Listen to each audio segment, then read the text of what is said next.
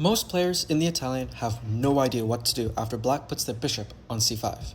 They just castle, maybe play a4 eventually, and follow standard ideas.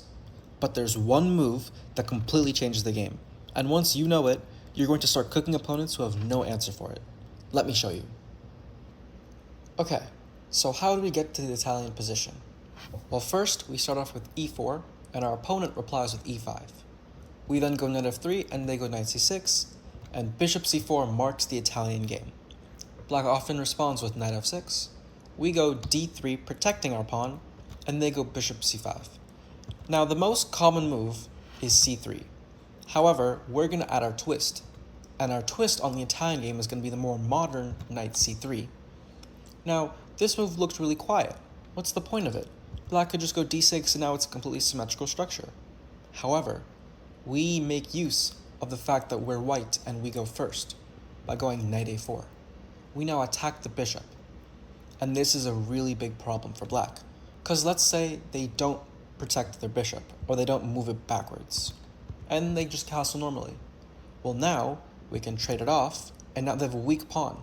So now we can immediately attack the c5 pawn, force black to defend it. Now we can castle, and while black tries to reinforce that pawn, we can go for the plan of knight d2 and f4. And this starts a huge kingside attack, which is going to be really hard for black to defend against. For example, let's just say we stop bishop g4. Black goes bishop e6, and then we go knight d2. If black takes on c4, we can take back with our knight, and f4 is coming very soon. And as soon as the center blows up, the fact that we still have a bishop on the board very much helps our case.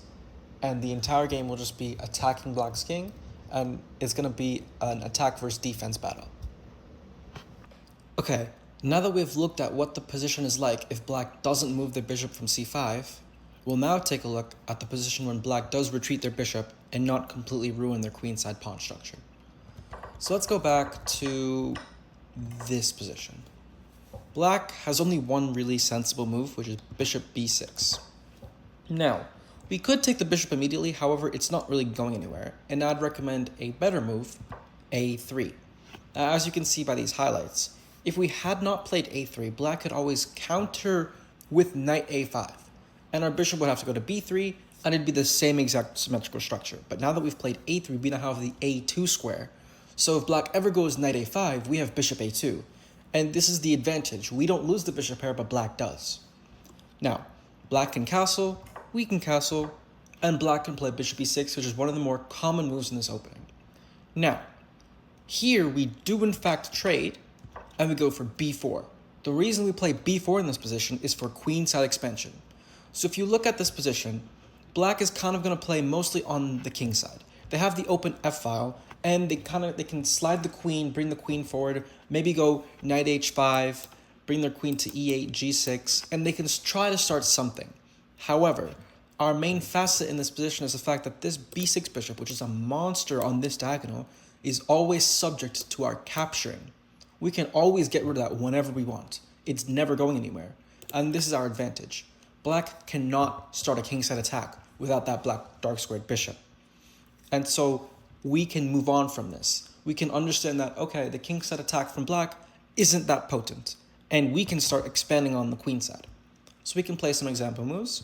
Knight e7, trying to reroute the knight, maybe get into f4. Get into f4. However, notice that we can always take that. We're never worried about taking that. Now, we can exchange the bishop and go for c3.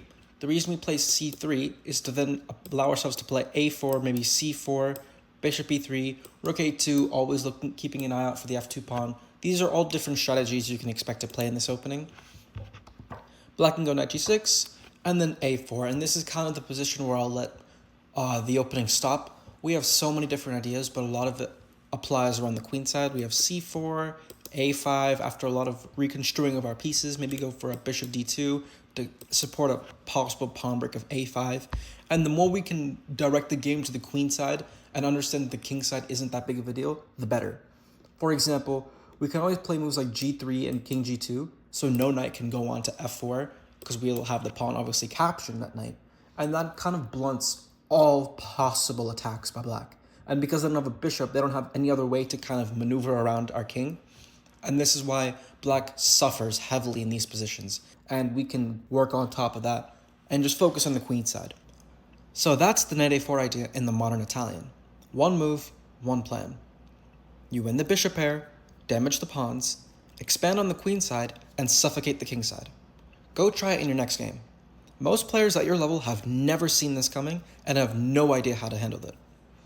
Next video, I'm covering what black can do to fight back, because they have options and you need to know how to deal with them. Thank you for watching this opening video. I'll see you in the next one.